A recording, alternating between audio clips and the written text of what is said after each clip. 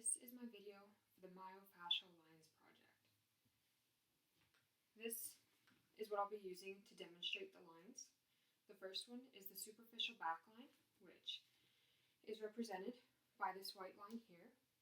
It includes the plantar fascia, Achilles tendon, hamstrings, cables of the erector spinae, and the occipital ridge.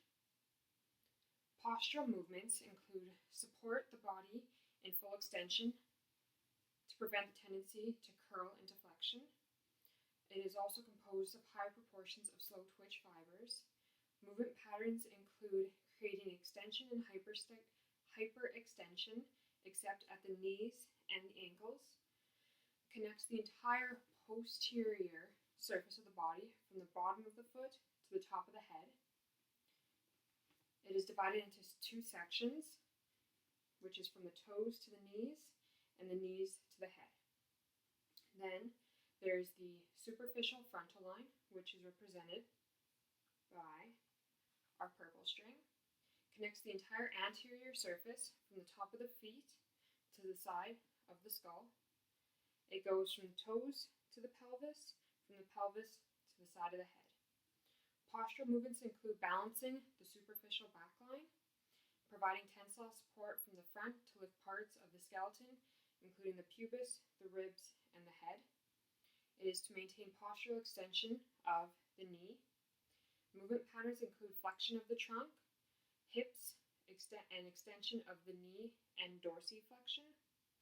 It also is composed of higher proportions of fast twitch fibers. Then we have the spiral line, which is shown by our orange line here, which starts out from the front and circles its way back, up to the head. It loops around the body in a helix, joining one side of the skull to the back of the opposite shoulder, then across the front to the same hip, knee, and foot arch. Postural movements include wrapping the body in a double spiral, maintaining balance across all planes, and creates, compensates for, and maintains alignment in twists, rotations, and lateral shifts. Movement patterns include creating and mediating spirals and rotations in the body, and modulate strain in the arch, the foot system. Lastly, we have the lateral line,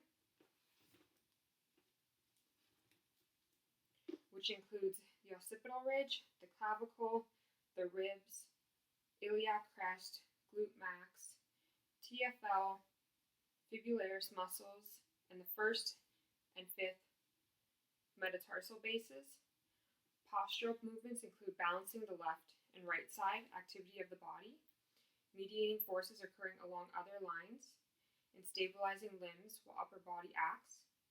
Movement patterns include lateral bend, acceleration when perpendicular to gravity, and neck, trunk, hip abduction, and foot eversion.